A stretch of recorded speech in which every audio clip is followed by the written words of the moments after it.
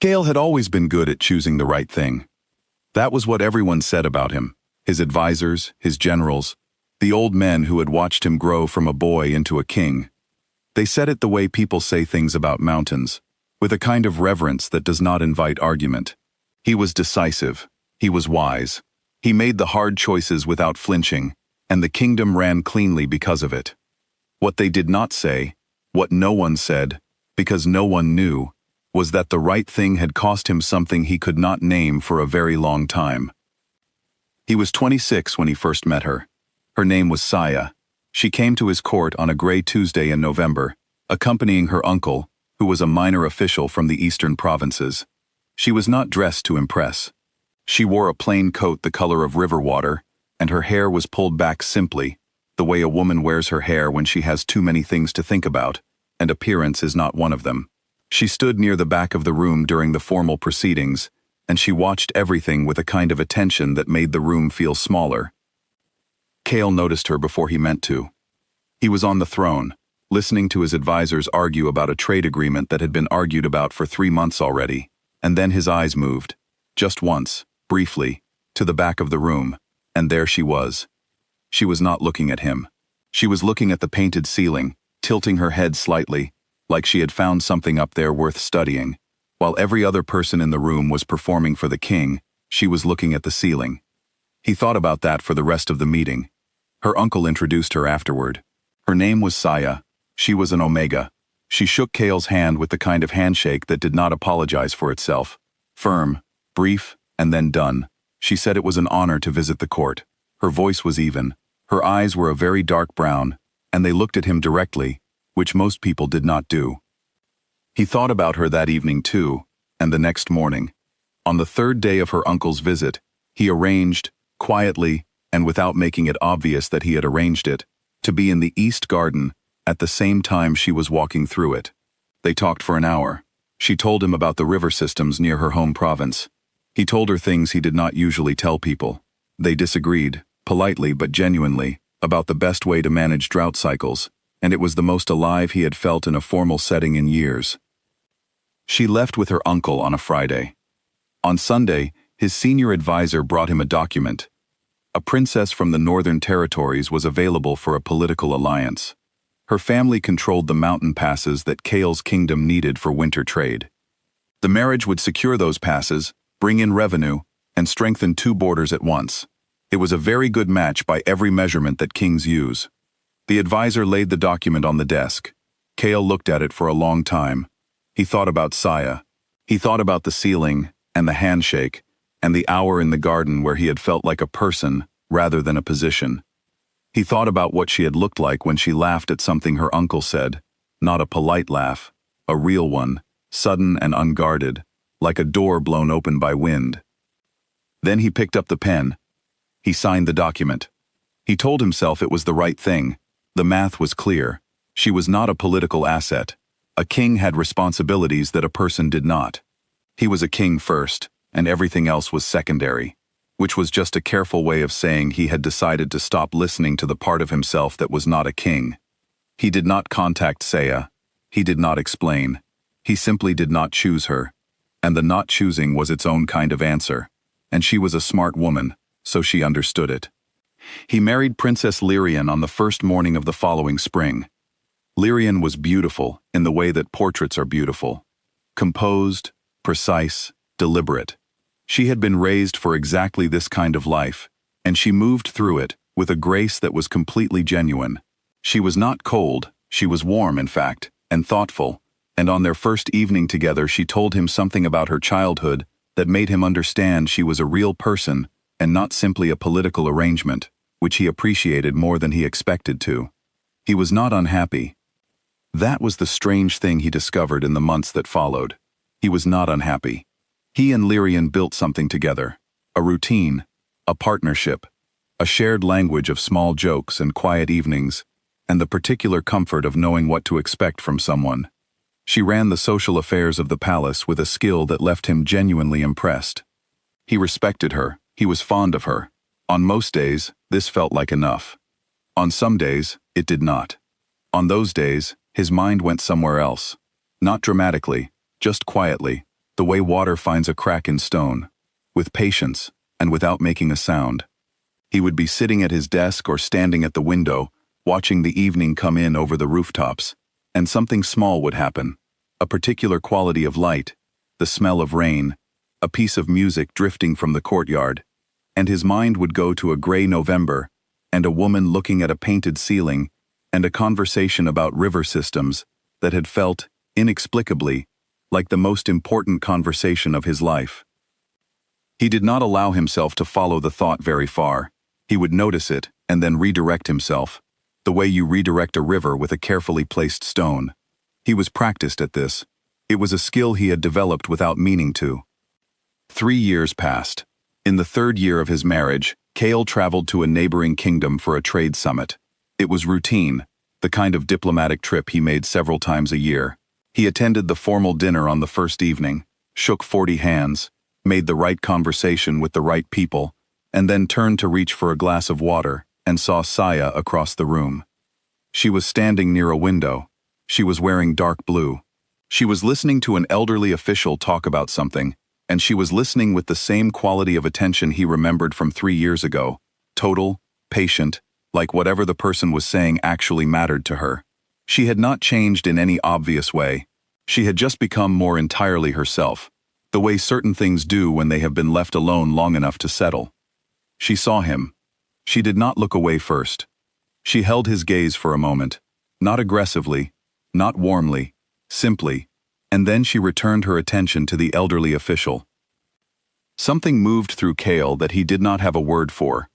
It was not exactly pain, and it was not exactly longing, and it was not regret in any simple sense. It was more like recognizing something structural, like pressing on a wall and finding it hollow. He crossed the room when the elderly official moved away. Saya watched him approach. "It is good to see you," he said. "And you," she said. Her voice was the same, even and direct, and doing exactly what it intended to do, and nothing extra. They talked for perhaps 15 minutes. About the summit, about her work. She was now an assistant to the head envoy, a significant position. About the winter. About nothing much. She was perfectly pleasant. She asked after the Queen with what seemed like genuine politeness. He answered. The conversation was entirely appropriate, and they both knew it. He tried, once, to steer the conversation somewhere more honest, and she moved it back, gently but without hesitation, the way someone moves a piece on a board without breaking the game's rules. She was not punishing him. She was simply not opening a door he had once closed from the other side. He returned to his rooms that night and sat on the edge of the bed for a long time. What he understood, sitting there, was something he had been arriving at slowly for 3 years, without ever quite arriving. He had made his choice, and his choice had been clean and logical and correct by every measurement he knew how to use, and he had spent 3 years discovering that there were measurements he did not know how to use, the kind that did not show up in trade agreements, the kind that had to do with looking at ceilings and talking about river systems, and the particular feeling of being fully seen by someone who had no reason to need anything from you.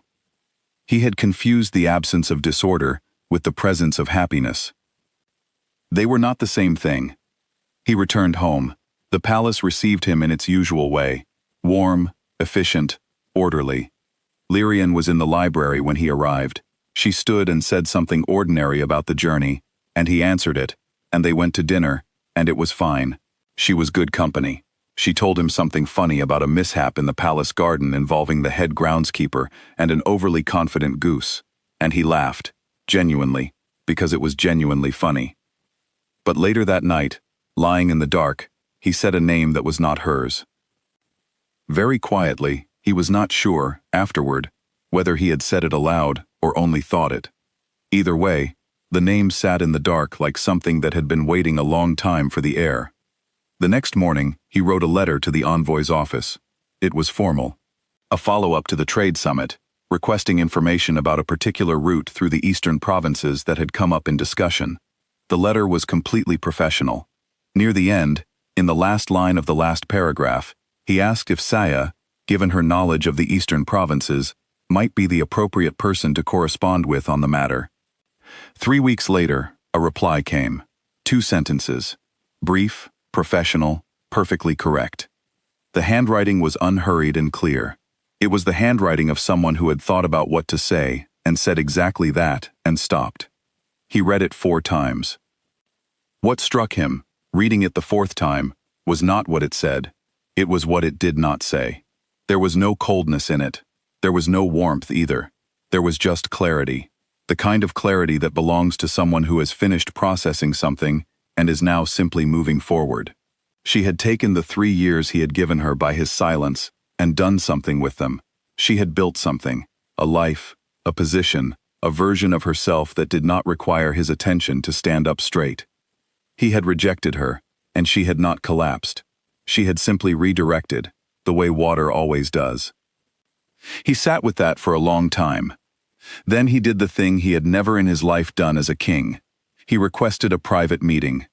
Through 3 layers of proper diplomatic channels, formal and appropriate in every detail, he asked to meet with her when her schedule permitted. She agreed, after 10 days, in the same professional tone.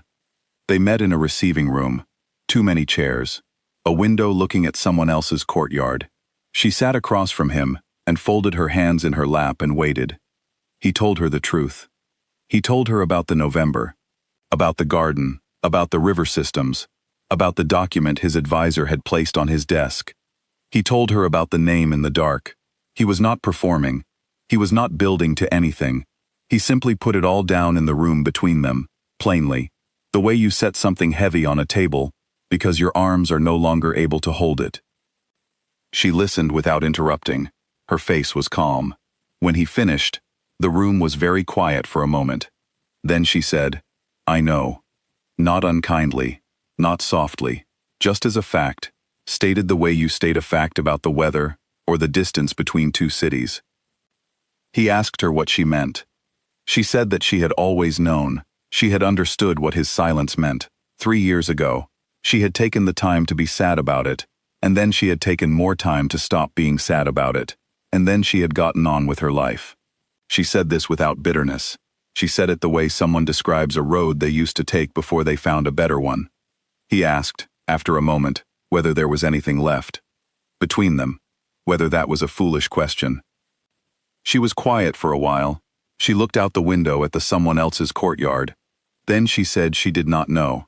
That was an honest answer, and she thought he deserved an honest answer. He nodded. He did not press further. He simply accepted the honesty for what it was, something rare, and given freely, and not owed to him. He returned home. The palace was exactly as he had left it. Lyrian was reading in the east sitting room. She looked up when he came in and asked about the journey. He told her it was uneventful. She poured him tea. He sat beside her and drank it, and they talked about the goose in the garden again, because it was still funny. He was not a different man after that, or rather, he was, but only in the way that people who learn something important become different, quieter, more careful with what they said, and what they signed, and what they told themselves was the right thing. He thought about Saya, the way you think about a moment that was true, not with hunger, not with regret exactly, but with a kind of clean acknowledgement. It happened. It was real.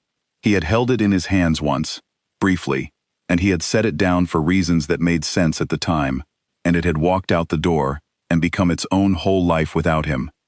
That, he understood now, was what it meant to miss something.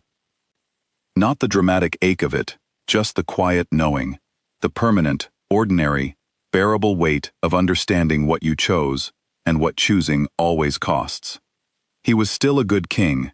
He was just, finally, honest about what that had required.